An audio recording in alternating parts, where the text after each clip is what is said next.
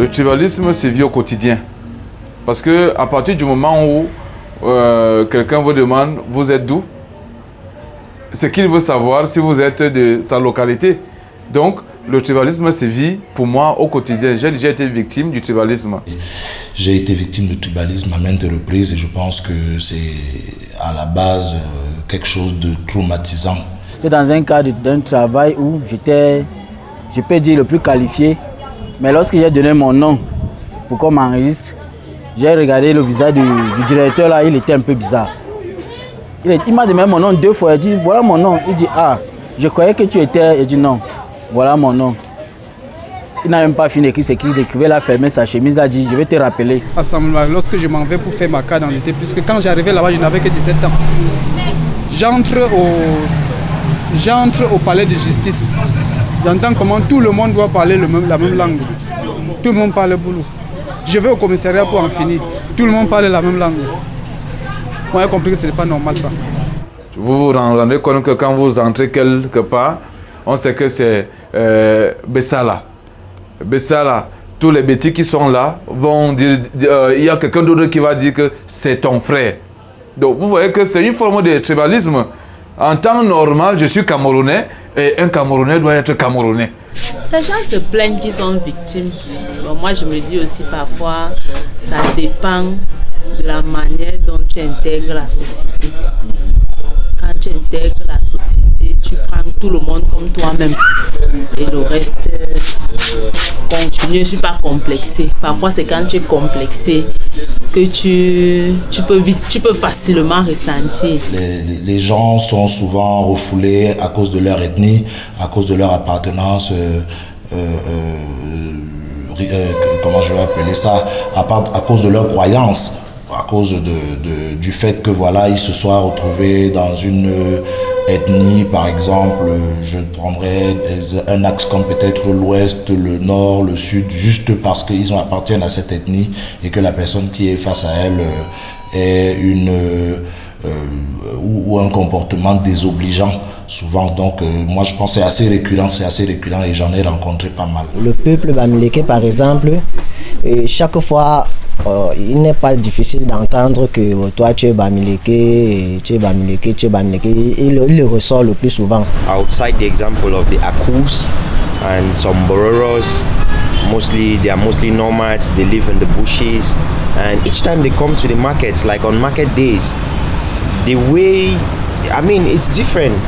It's kind of different, and it's clear, it's evident that when you even get into government offices, you meet some people speaking in their dialect, and it makes somebody who is maybe from another village, maybe he's alone, he's going to feel sidelined. Nous sommes tous Camerounais et partout il n'y a pas le terrain de X ou Y où tu te trouves, d'après une fois le chef d'État avait dit, partout où on se trouve, on doit se sentir chez nous, chez soi. J'ai gagné dans un endroit où on était, toutes les tribus, je peux dire, au moins sur 10 régions, on pouvait retrouver 8 régions. Aujourd'hui, on a le tribalisme qui est devenu ambiant, qui a pris plus d'ampleur qu'avant. Il y a presque de la haine entre différentes communautés.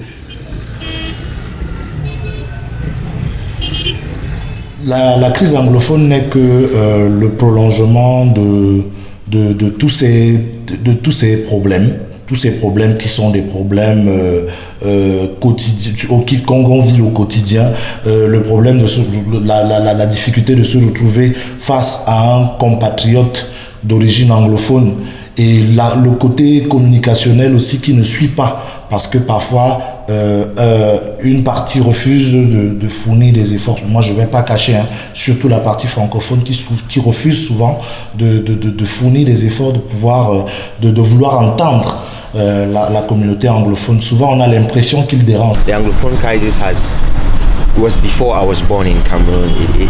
It did not start today, and it is something that if those leading us, I mean the government in place, if they don't look for long-lasting solutions to this problem that has been existing ever since this country was a state, then I don't think we are really going to move forward in development, which is what we need. Dans notre quartier, par exemple, on ressent qu'il y a beaucoup plus la population. Et directement, pour le faire, il y a trop de population, la vie aussi devient un peu difficile. Surtout ici dans la zone estudiantine, il y a un fort impact, franchement. Il y a eu beaucoup de visages, de nouveaux visages, et surtout de cette zone-là. Si tu ne peux pas accepter, augmenter peut-être de 5 000, 2 000, 3 000 sur le mois par rapport à ce que tu payais il y a 3, 4, 5 ans derrière. Si tu ne veux pas accepter, augmenter l'argent, tu te mets dehors. Vous allez remarquer que les agressions ont multiplié depuis que nos frères anglophones sont là.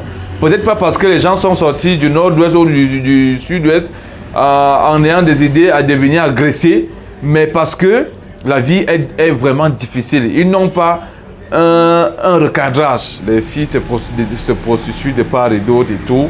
Donc c'est un peu difficile quoi. Même déjà dans nos marchés, on sait que la plupart de la région du nord-ouest et du sud-ouest, c'est l'une des régions qui sur le plan économique produit beaucoup de choses, que ce soit dans le domaine de l'agriculture. On voit que dans nos marchés, il y a certains produits qui sont devenus plus chers parce que bon, ça n'arrive plus facilement ça ne quitte plus facilement de Bamenda pour arriver dans les grandes villes. C'est un impact négatif et en même temps positif. Parce que pour nous autres, les francophones, nous ne comprenons pas bien l'anglais. Et ça fait que vous avez devant vous un anglophone qui ne parle que anglais. Donc vous êtes obligé donc de vous débrouiller à lui expliquer vos services en anglais. Donc ce qui fait que eux aussi qui ne comprennent pas le français se retrouvent en train de se débrouiller en français. Même s'il arrive que je cautionne en donnant ne serait-ce qu'un savon là-bas, ça ne me dérange pas. Parce que nous sommes Camerounais. Le vivre ensemble, c'est le fait que mon voisin a. Et il me dit, est-ce que tu peux me prêter telle chose ou bien je peux lui prêter telle chose. On s'échange. Moi, je vois que c'est encore une loi qu'on instaure nouvellement. Puisque quand tel dit, je suis tel autre est Bassa, l'homme Bassa est un Bami, et l'homme Bami et l'homme Boulou, et l'homme Ewondo devaient vivre ensemble comme frères camerounais. Mais voici nos voisins, non. Mais on se collabore, non. On s'entend bien. Donc nous sommes appelés à vivre ensemble, nous tous. We should practice vivre ensemble, not talk about vivre ensemble. C'est un problème de conditions. Ce n'est pas un problème de vivre ensemble. Et ces gens-là qui disent à tout moment vivre ensemble, on prend le vivre ensemble, c'est des conneries. Pour moi, j'appelle ça des conneries. Parce que on a un problème de manger. On mange ensemble. Si vous avez un pain, vous pouvez aussi savoir que votre voisin, même si vous ne lui donnez pas le même un pain, vous pouvez quand même lui couper un tout petit peu pour que lui aussi se sente concerné par ce même pain. Donc c'est de ça qu'il est question. Ce n'est pas un problème de vivre ensemble. Je crois que la première des choses, comme solution, les Camerounais doivent apprendre d'abord à accepter l'autre. Le jour où on n'a rien à faire, on s'assoit dans un bar pour boire une bière. Si l'autre renverse la bière de son ami, tu vas entendre, c'est pas parce qu'on vous chasse à Bamenda que vous allez venir faire des ordres ici. Avant, si on renversait ta bière, on a renversé. Tu allais t'excuser, c'était terminé. Le pouvoir en place doit également essayer de mettre l'accent sur la création d'emplois. Parce que vraiment, la création d'emplois, quand il n'y a pas l'emploi, les gens essayent de donner l'emploi à ceux qui sont très proches d'eux parce qu'il n'y en a pas. Donc il faut créer des conditions d'emploi. Quand il y a l'emploi, les gens sont en joie et ils peuvent vivre ensemble. It is our responsibility to live as one, to love ourselves, to accept each other the way we are. Il faudra déjà dorénavant mener un plan d'action, c'est-à-dire qu'un plan d'action pour essayer de sensibiliser la communauté, toutes les communautés, essayer de leur faire comprendre que qu'on le veuille ou pas, nous venons tous d'un même ancêtre forcément. Et le deuxième plan d'action serait de commencer à inculquer ces mêmes valeurs-là pour sensibiliser les plus jeunes, parce que ce sont eux qui vont forcément essayer de changer la donne, parce que je ne vais pas vous cacher que nous, de cette génération, des générations antérieures, on est déjà un peu presque formaté. Mais d'après mon constat, les cours de morale ont disparu dans les écoles. Moi j'ai grandi, on faisait les cours de morale à l'école primaire comme il se doit. On nous apprenait ce qui était bien, ce qui n'était pas bien. Mais mes voisins au quartier, eux, ils faisaient les écoles catholiques où on les faisait des catéchèses sur ce qui est bien, sur ce qui n'est pas bien. C'est en train de disparaître dans les écoles, ce qui fait que nos petits frères qui viennent ne savent plus faire la différence entre le bien et le mal, c'est d'avoir leur intérêt. Alors pour moi, si on faisait revenir ces cours-là, sincèrement, au bas âge là, cours de morale, cours de catéchèse, je pense que les mentalités allaient changer dans le bon sens. People with different cultures and different traditions in Cameroon. That's our blessing, the diversity. I think now it is time for us to go back to God. At one point in time, some people have said picking up arms and destroying, mettre le pays en sang et à feu, ça serait la solution.